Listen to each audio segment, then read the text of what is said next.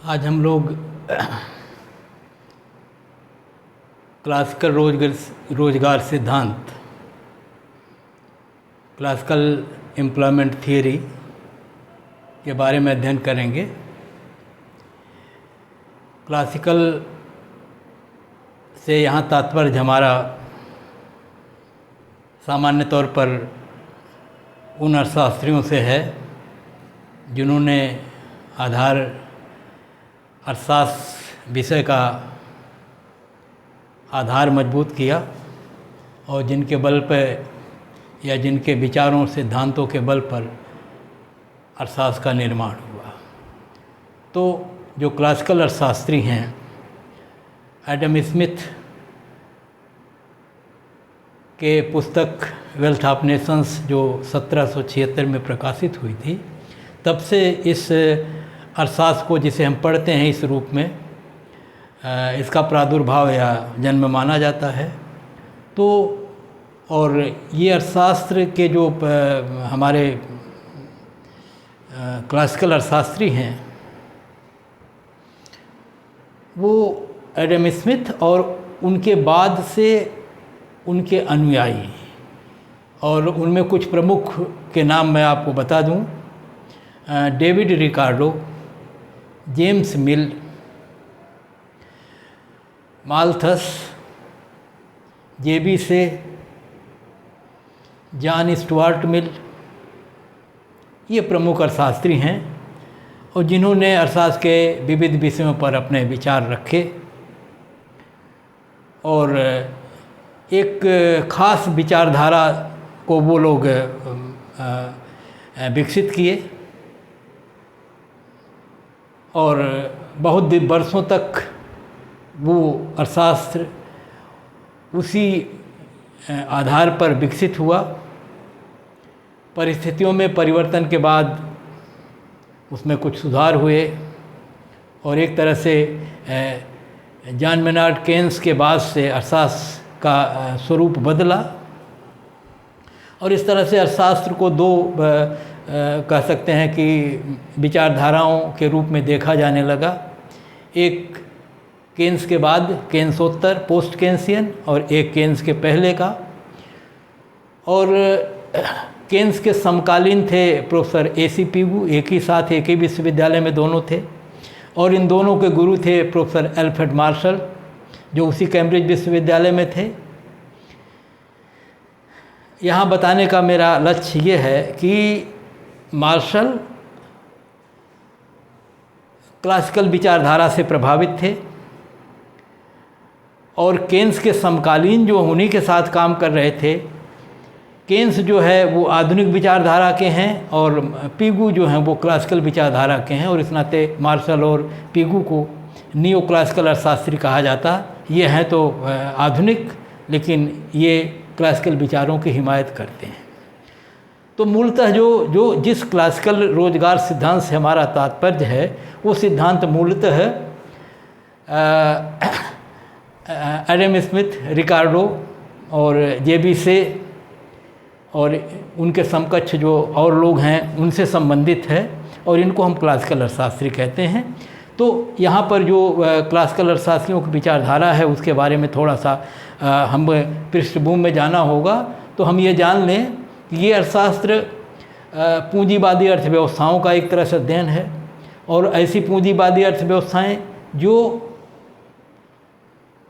Lessees fair को, मुक्त अर्थव्यवस्था का जो समर्थन करती हैं और जिनके का मतलब ये है कि आर्थिक क्रियाओं में किसी तरह का कोई हस्तक्षेप सरकार द्वारा नहीं किया जाएगा और सभी क्रियाएं या पूरी फ्री मार्केट मैकेनिज्म होगी जिसमें स्वतंत्र रूप से, जिसे आप कहते हैं बाजार यंत्र काम करेगा, बाजार प्रणाली काम करेगी और प्रतियोगिता के आधार पर सारे निर्णय मांग पूर्ति की शक्तियों द्वारा निर्धारित होंगे।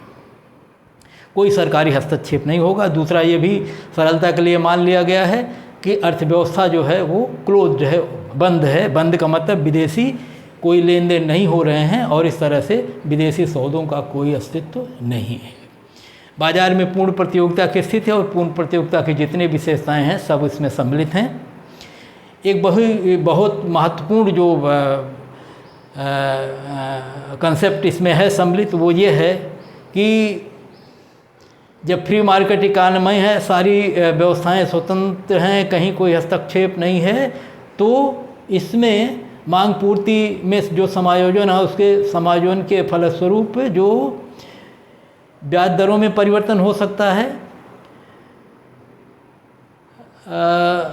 मजदूरी दरों में परिवर्तन हो सकता है, कीमतों में परिवर्तन हो सकता है। तो इस तरह से ब्याज दरें, मजदूरी दरें और मूल्य स्तर सब फ्लेक्सिबल हैं, लोचशील हैं और मांग पूर्ति के आधार पर इनमें परिवर्तन होगा। कहीं कोई रिजिडिटी नहीं, ऐसा नहीं है कि वो स्थिर रहेंगे या स्थिर कर दिए जाएंगे।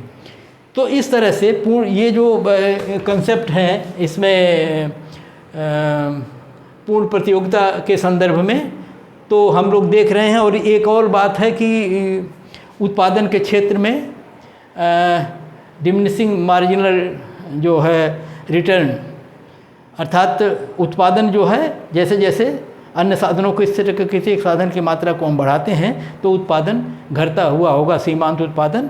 तो सीमांत ह्रासमान सीमांत प्रतिफल के नियम यहाँ पे लागू होंगे। और एक और महत्वपूर्ण जो बात क्लासिकल अर्थशास्त्री मानते हैं वो ये है कि व्यक्ति जो है वो इस मामले में विवेकशील है कि वह वास्तविक मूल्यों से प्रभावित होता है, मौद्रिक मूल्यों से प्रभावित नहीं होता है। और इसलिए जब हम मजदूरी दरों की बात करेंगे तो वहाँ पर हम वास्तविक मजदूरी दर की बात करेंगे। वास्तविक मजदूरी दर का मतलब होता है कि वो मजदूरी जिससे वो जितनी वस्तुओं और सेवाएं खरीद सकते हैं उनकी जो फिजिकल या भौतिक मात्रा है वस्तु और सेवा के रूप में, उसको हम वास्तविक मजदूरी कहते हैं।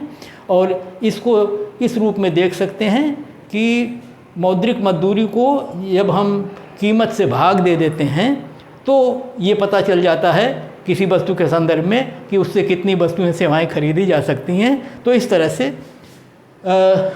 वास्तविक मजदूरी का मतलब W/P से होगा, जहाँ पर W जो है वो मौद्रिक मजदूरी है और P जो है वो मूल्य स्तर है। तो इस प्रकार से इन अवधारणाओं के भीतर हम इस सिद्धांत की चर्चा आप कर सकते हैं। तो मैं बता दूं कि इस सिद्धांत में मूल सार क्या है वो संक्षेप में, और क्लासिकल अर्थशास्त्रियों का कहना है या उनके विचार का जो उनके सिद्धांत, रोजगार सिद्धांत का जो मूल सार है वो ये है कि अर्थव्यवस्था में सामान्य तौर पर पूर्ण रोजगार की स्थिति होती है। अर्थव्यवस्था में बेरोजगारी सामान्यतया नहीं होती।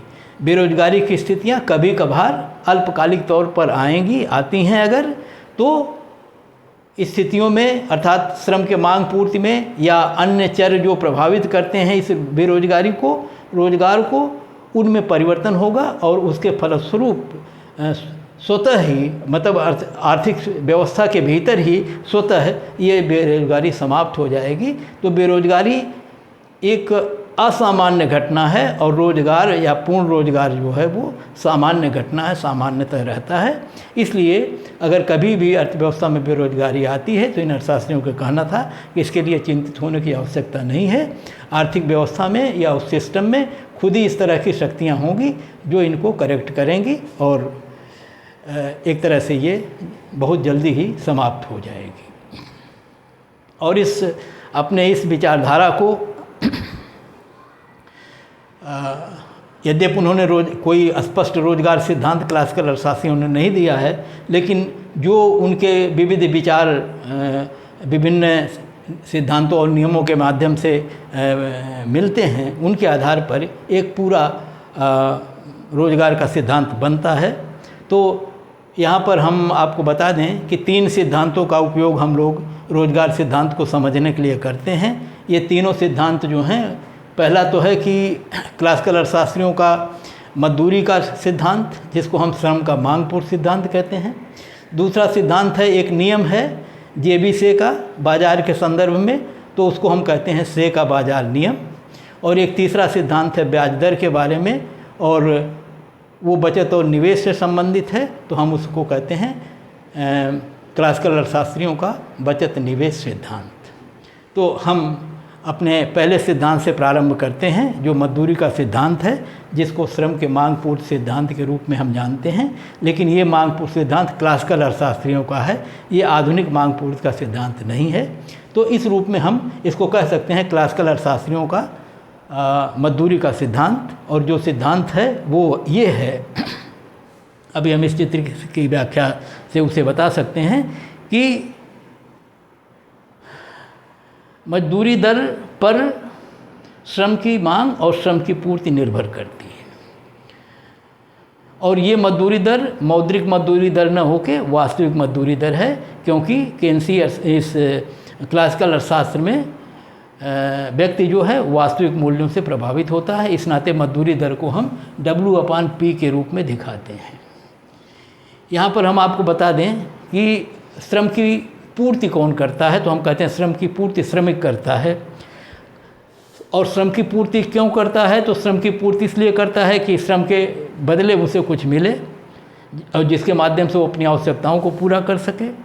तो और जैसे जैसे वो श्रम करता है वैसे उसे ज़्यादा त्याग करना पड़ता है, कष्ट होता है, डिसयूटिलिटी मिलती है।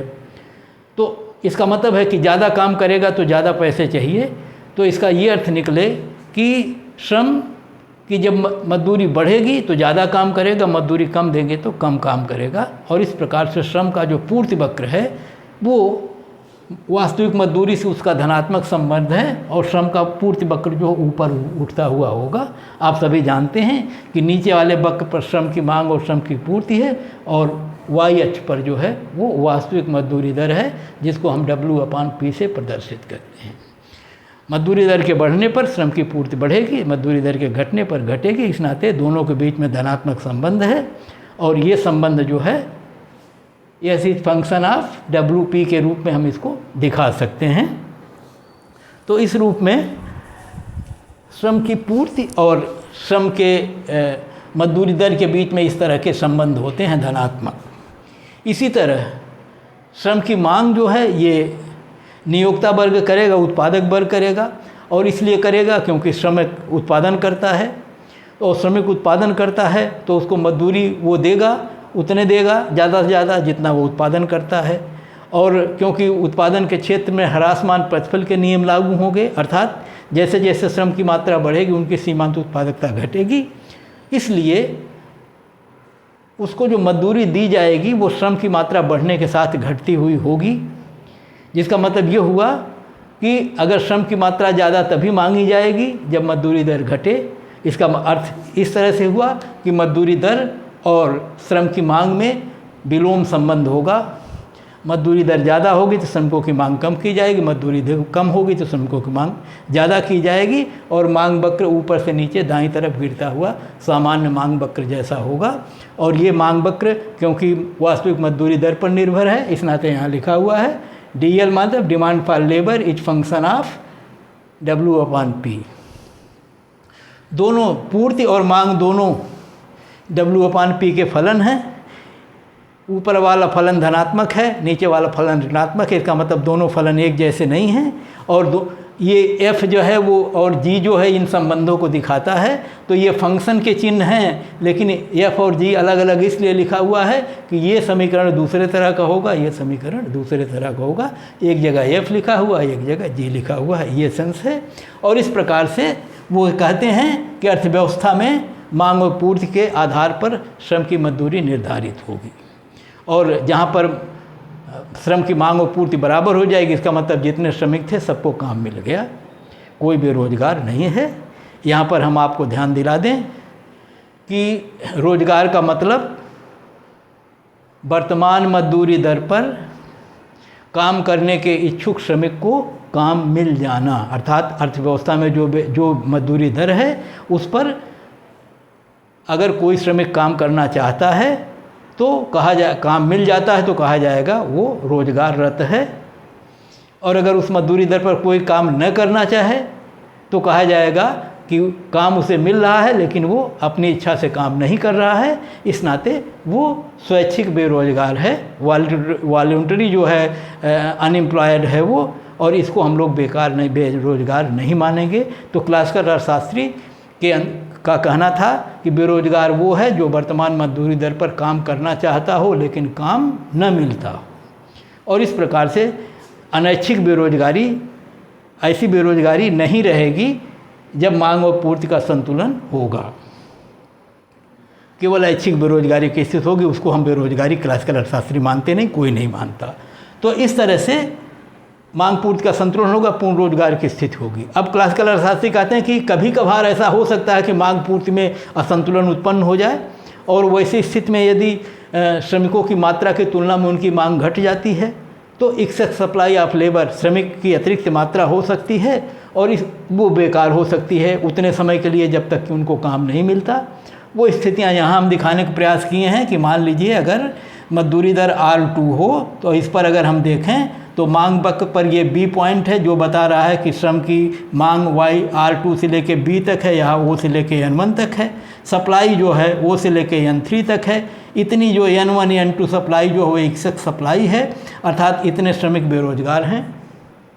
लेकिन क्लासिकल अर्थशास्त्री कहते हैं ऐसा होने नहीं पाएगा क्योंकि श्रमिकों की पूर्ति ज़्यादा है और श्रमिकों की मांग है कम, और इसलिए मजदूरी दरें गिरने लगेंगी क्योंकि वो फ्लेक्सिबल है, मांग पूर्ति के आधार पर वो होती हैं। अगर पूर्ति ज़्यादा है, ज़्यादा श्रमिक काम करने आते हैं और श्रमिकों की मांग कम है तो एक ही परिणाम होगा कि मजदूरी दरें गिर जाएंगी, और ये तब तक गिरती जाएंगी जब तक दोनों के बीच में अंतर रहेगा, अर्थात पूर्ति ज़्यादा रहेगी, मांग कम रहेगी, और ये गिरते गिरते ये गिरती जाएगी और तब तक आएगी जब तक ये C बिंदु पर न पहुंच जाए, क्योंकि यहाँ आके दोनों का गैप खत्म हो जाएगा, यहाँ अंतर घटता जाएगा और यहाँ आके शून्य हो जाएगा, और इस प्रकार से अर्थव्यवस्था में पूर्ण रोजगार की स्थिति पुनः प्राप्त हो जाएगी।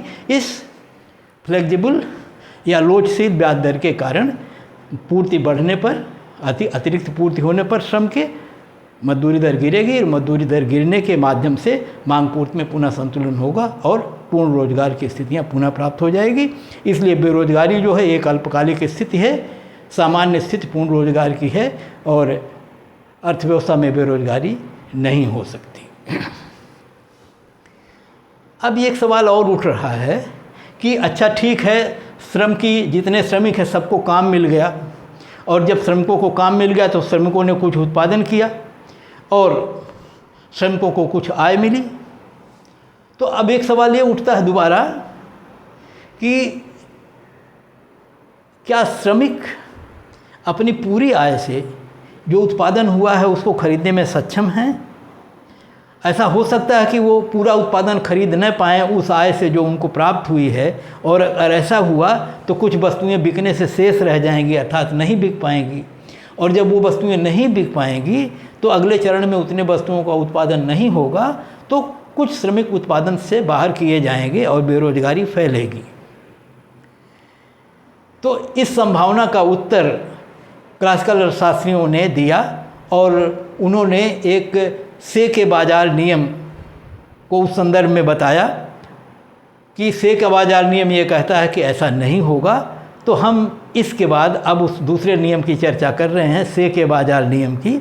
जे बी से हैं वो, तो सेज लॉ ऑफ मार्केट है, SAY says law of market है। एक वीडियो से के बाजार नियम पर मैंने अलग से बनाया विस्तार से, इस नाते से का बाजार नियम अलग से वहाँ से आप पढ़ लीजिए, यहाँ जितनी आवश्यकता है उतना मैं आपको बता रहा हूँ। तो से का बाजार नियम है क्या? से ने एक नियम दिया। नियम है क्या कि नियम में बाजार में क्या होता है, कैसे वस्तुएं बिकती हैं और कैसे आय प्राप्त होती है, उस संदर्भ में बताया। तो अब आप देख लें, एक उसकी एक लाइन में उसका उत्तर ये है कि supply creates its own demand. पूर्ति जो है, पूर्ति का मतलब उत्पादन जो है, वो अपनी मांग का सृजन स्वयं करता है। पूर्ति अपने मांग का सृजन स्वयं करती है। यहाँ पर से ये बताते हैं कि जब कभी भी, पहली बात तो यह है, से ये कहते हैं कि सारी आर्थिक गतिविधियाँ उत्पादन से प्रारंभ होती हैं।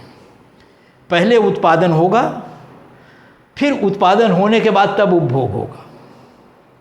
तो इस विचारधारा के आधार पर वो कहते हैं कि जब उत्पादन होगा तो उत्पादन होने पर दो क्रियाएं एक साथ होती हैं।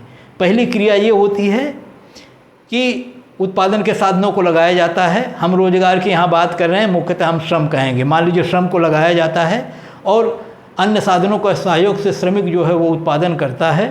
तो कहते हैं एक काम तो उत्पादन प्रक्रिया में उत्पादन होता है, दूसरे ओर कहते हैं जब उत्पादन होता है तो श्रमिक को या उत्पादन के अन्य सभी साधनों को उनके सहयोग या उनके कार्य के बदले पारिश्रमिक मिलता है, जिससे उनकी आय बढ़ती है। तो एक तरफ आय आती है लोगों के पास। तो कहते हैं कितनी आय आती है, तो वो कहता है जितनी मूल्य का उत्पादन हुआ है ठीक उतने मूल्य की आय इनको प्राप्त होती है। उत्पादन वस्तुओं के रूप में है, उसका जब मूल्यांकन उसके मूल्य से गुणा करके किया जाएगा तो पता चलेगा कितने मूल्य की ये वस्तु है, कितने मुद्रा के रूप में। और जो इनको पारिश्रमिक दिया जाता है वो ठीक उसके बराबर दिया जाता है। और इस प्रकार से वो कहते हैं कि एक ओर जितना उत्पादन पैदा सृजित होता है उसी उत्पादन के ठीक बराबर दूसरी तरफ उत्पादन के साधनों को उतनी मौद्रिक आय प्राप्त होती है। इसका मतलब ये हुआ कि दोनों शक्तियाँ बराबर हैं, अर्थात उतनी ही आय इनके पास मुद्रा के रूप में है जितना उन वस्तुओं का मूल्य है। और इस प्रकार उन्होंने कहा कि अगर ये सारे आय जो उत्पादन के विभिन्न साधनों को मिली है ये पूरी खर्च करेंगे तो जितनी वस्तुएं अर्थव्यवस्था में उत्पादित हुई हैं वो सब की सब बिक जाएंगी, क्योंकि उतने ही आय से उतनी वस्तुएं खरीदी जा सकती हैं उन मूल्यों पर। तो इस प्रकार से उन्होंने कहा कि पूर्ति अपनी मांग का सृजन स्वयं कर लेती है, अर्थात उत्पादन जितना भी होगा वो पूरा का पूरा उत्पादन बिकेगा और पूरी की पूरी वस्तुएं बिकेंगी। तो अगले चरण में फिर से नई उतनी वस्तुएं बनेंगी, उतने ही श्रमिक लगेंगे और इस प्रकार से बेरोजगारी का कोई अस्तित्व ही नहीं है। तो से के बाजार के नियम के माध्यम से क्लासिकल अर्थशास्त्रियों ने ये कहा कि अगर श्रम की मांग और श्रम की पूर्ति बराबर है और अर्थव्यवस्था में पूर्ण रोजगार की स्थिति है तो इस पूर्ण रोजगार की स्थिति में जितना उत्पादन होगा, उत्पादन के विभिन्न साधन जब अपनी पूरी आय को खर्च करके खरीदेंगे इन वस्तुओं को तो पूरी पूरी वस्तुएं खरीद ली जाएंगी। कोई अनसोल्ड स्टॉक नहीं होगा, कोई अति उत्पादन नहीं होगा, कोई एक्सेस सप्लाई नहीं होगी और पूर्ण रोजगार की स्थिति यथावत कायम रहेगी और अनैच्छिक बेरोजगारी की स्थितियाँ उत्पन्न नहीं होंगी। तो से के इस बाजार नियम के माध्यम से इस दूसरे जो हमने कहा था कि कहीं ऐसा न हो कि इस स्थिति में भी कुछ वस्तुएं अविकृत रह जाएं, तो ये हो गया कि ऐसा नहीं होगा। अब एक और संभावना उठती है, वो ये है कि यहाँ तो ये कह रहे हैं कि अपनी पूरी आय को वो खर्च करेंगे और ख़रीद लेंगे और सरल भाषा में तो जेबीसी ने तो ये कह दिया कि कोई बचत होती ही नहीं है, जितना का जितना आय प्राप्त होती है वो सब की सब खर्च हो जाती है। लेकिन हम इससे इनकार नहीं कर सकते कि बचत होती नहीं होती। हम जानते हैं बचत होती है, लेकिन अगर बचत होती है तो उस बचत को भी कहीं व्यय किया जा सकता है। एक शब्द होता है होल्डिंग। होल्डिंग का मतलब होता है संचित करना। संचित करने का मतलब जैसे आप रख लिए, कहीं उसका उपयोग नहीं कर रहे हैं। और एक होता है बचत करना कि हमने उपभोग को कम करके बचाया और इस बचे हुए पैसे को किसी को उधार दे दिया। तो जब ऐसा होता है तो दो वर्ग होते हैं, एक बचत करने वाला वर्ग होता है, एक उत्पादन करने वाला वर्ग होता है। उत्पादन करने वाला वर्ग पैसे उधार लेके निवेश करता है और बचत करने वाला वर्ग जो है वो उपभोक्ता है, अपने उपभोग में से अपनी आय में से कुछ कट के बचाता है। तो जितना बचाता है इसका मतलब उतनी वस्तुएं बिक नहीं पाएंगी। और हम जानते हैं कि ये जो वस्तुएं उत्पादित हुई हैं उसमें फाइनल गुड्स भी हैं, उसमें कच्चे माल भी हैं, उसमें मशीनरी भी, ये सारी चीज़ें हैं। तो उसमें तमाम ऐसी वस्तुएं हैं जो कंज्यूमर गुड्स हैं, कुछ ऐसे तमाम वस्तुएं ऐसी हैं जो उत्पादन की वस्तुएं हैं। तो जो उत्पादन में लगने वाली वस्तुएं हैं उत्पादक उनको खरीदेगा, तो इसको हम कहते हैं निवेश करेगा। तो ये कहा जाता है कि जितनी बचतें की गई हैं अगर उनका निवेश हो जाए तो इसका मतलब है कि कुल आय कुल बराबर फिर हो जाएगा, क्योंकि आय के उस प्रवाह में से जितना हमने निकाला है बचत के रूप में, अगर उसी को फिर निवेश कर देते हैं अर्थव्यवस्था में फिर वो चला जाता है। तो ऐसी स्थिति में फिर कुल आय कुल व्यय बराबर हो जाते हैं और अर्थव्यवस्था में बेरोजगारी की स्थिति नहीं होती। तो अगर हम ये क्लासिकल अर्थशास्त्रियों ने ये सिद्ध करने का प्रयास किया कि बचत निवेश बराबर होंगे, इस नाते अत्युत्पादन या एक्सेस सप्लाई या की स्थितियाँ नहीं होगी या एक्सेस सेविंग की स्थिति नहीं होगी, और इस नाते अर्थव्यवस्था में पूर्ण रोजगार होगा। तो अपने इस बात को उन्होंने अपने तीसरे सिद्धांत से बताया, जिसको हम लोग कहते हैं क्लासिकल का अर्थशास्त्रियों का ब्याज दर का सिद्धांत, जिसको हम कहते हैं बचत निवेश सिद्धांत। हम लोग पढ़े भी हैं और आगे पढ़ेंगे भी कि ब्याज दर के अनेक सिद्धांत हैं। प्रारंभिक सिद्धांत क्लासिकल अर्थशास्त्रियों का है, बाद में नियो क्लासिकल अर्थशास्त्रियों का है, फिर आधुनिक अर्थशास्त्रियों में केन्स आ जाते हैं, उनका है। तो क्योंकि हम क्लासिकल अर्थशास्त्र की चर्चा कर रहे हैं, इसलिए क्लासिकल ब्याज दर के सिद्धांत की चर्चा करेंगे, जिसे हम बचत निवेश का सिद्धांत कहते हैं। तो हम आपको बता दें कि इस सिद्धांत में क्लासिकल अर्थशास्त्री ये मानते हैं कि ब्याज दर का निर्धारण बचत और निवेश के माध्यम से ही होता है। जैसे आप कहोगे कि ब्याज दर किससे निर्धारित होती है, तो कहा जाता है पूंजी की मांग से और पूंजी की पूर्ति से। अब कहते हैं पूंजी की पूर्ति कहाँ से होती है, तो कहते हैं कि पूंजी की पूर्ति जो हम अपनी आय में से बचाते हैं वहीं से होती है।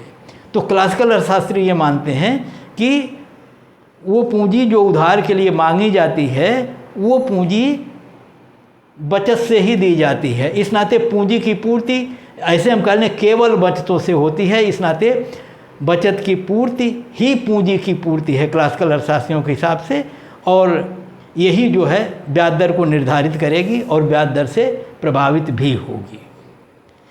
अब कहते हैं कि पूंजी की मांग क्यों की जाती है, तो क्लासिकल अर्थशास्त्रियों का कहना है कि पूंजी की मांग केवल निवेश करने के लिए की जाती है, उत्पादन कार्यों के लिए की जाती है, और इस दृष्टि से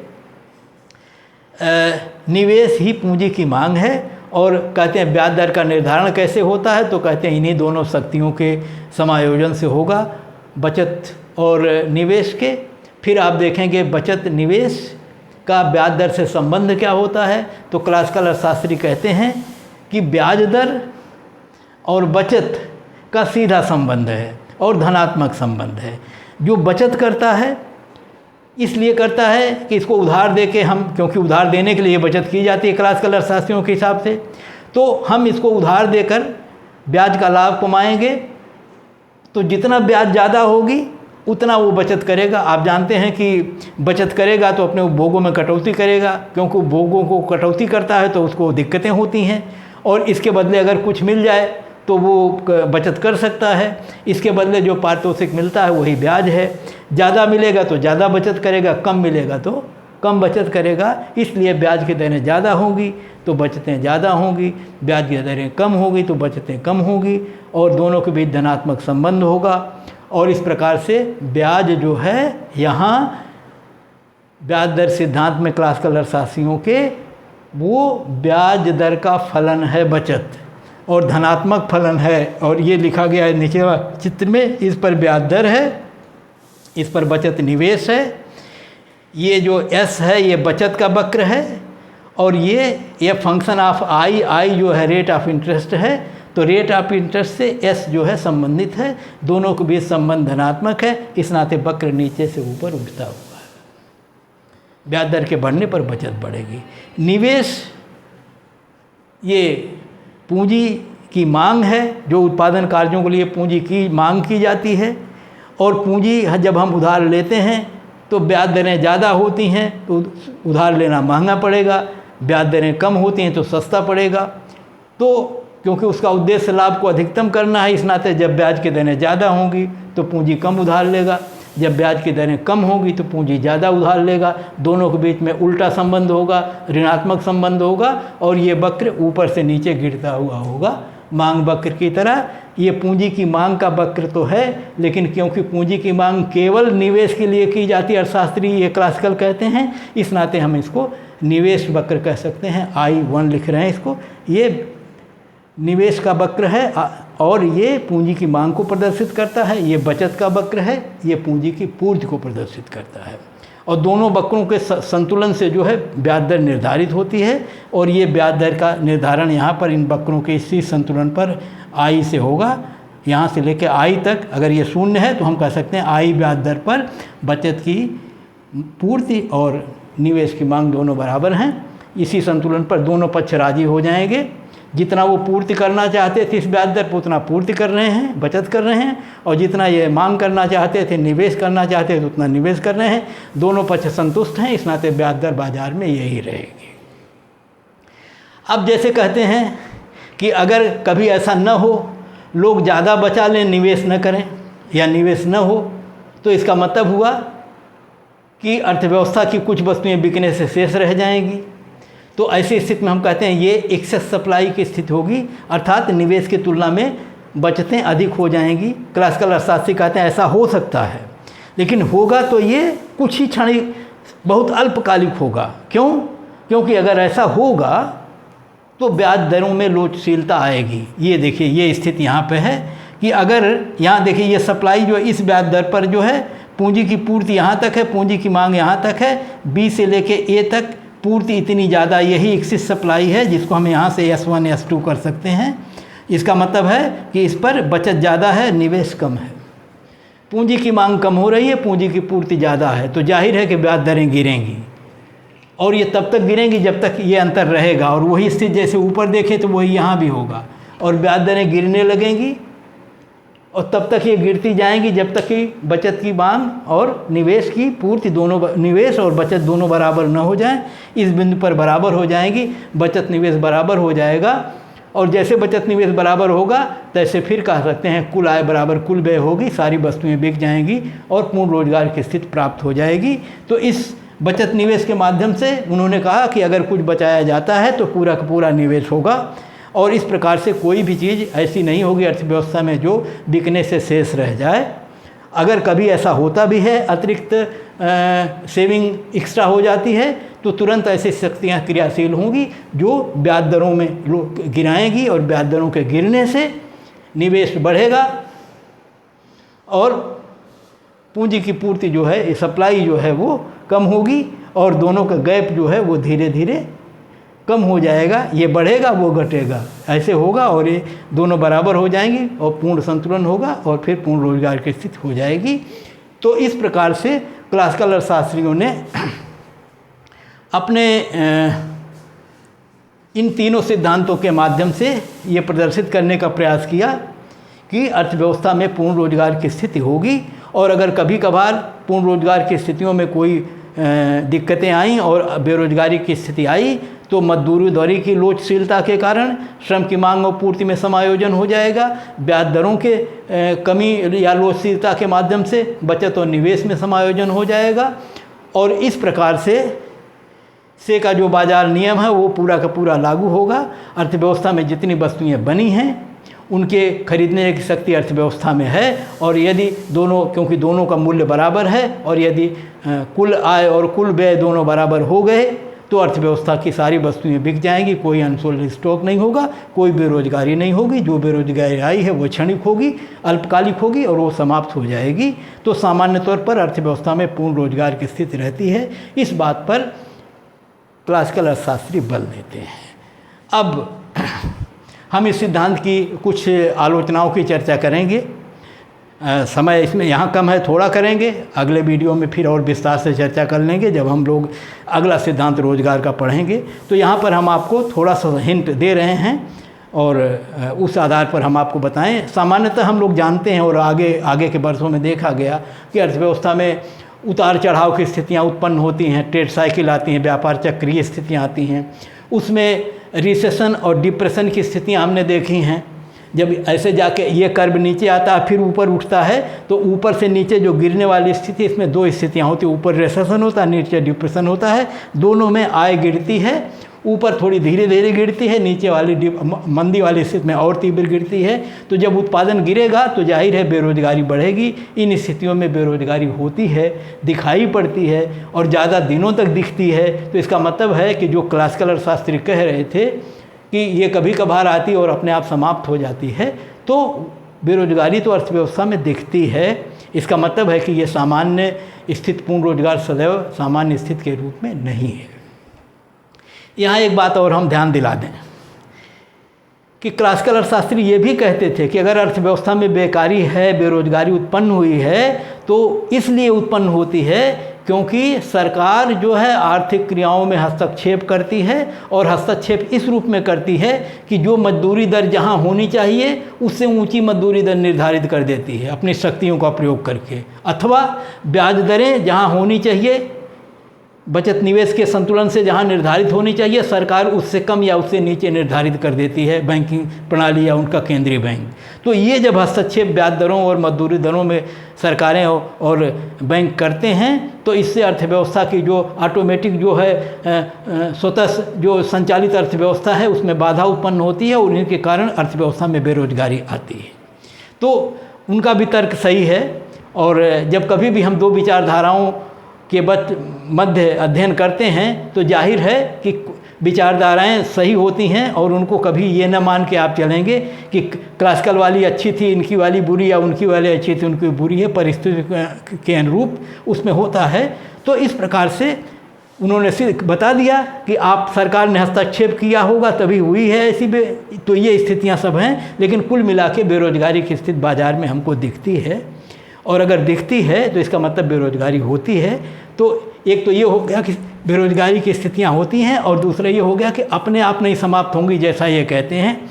आगे के विश्लेषण में हम देखेंगे कि जब तक सरकारें हस्तक्षेप नहीं करती हैं बेरोजगारी की स्थितियों में, वो अपने आप जाती नहीं हैं, और इस नाते सरकारी हस्तक्षेप भी ज़रूरी है। तो वो कह रहे थे वो कहते हैं सरकारी हस्तक्षेप के कारण ही बेरोजगारी आती है।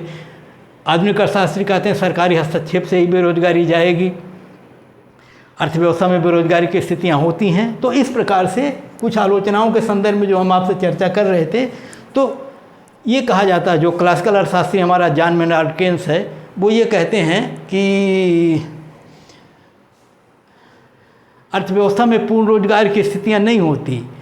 संतुलन जो है अर्थव्यवस्था का वो पूर्ण रोजगार के पहले ही कहीं स्थापित होता है, और वो अपूर्ण रोजगार की स्थिति होती है। तो वे क्लासिकल अर्थशास्त्रियों के विपरीत विचारधारा, वो कहते हैं पूर्ण रोजगार होता है, ये कहते हैं अपूर्ण रोजगार होता है। ये कहते हैं सरकारी हस्तक्षेप जरूरी है, वो कहते हैं सरकारी हस्तक्षेप नहीं होना चाहिए। और एक और क्रियाशीलन जो होता है वो हम बता दें, समय कम है, हो सकता है छूट जाए कुछ।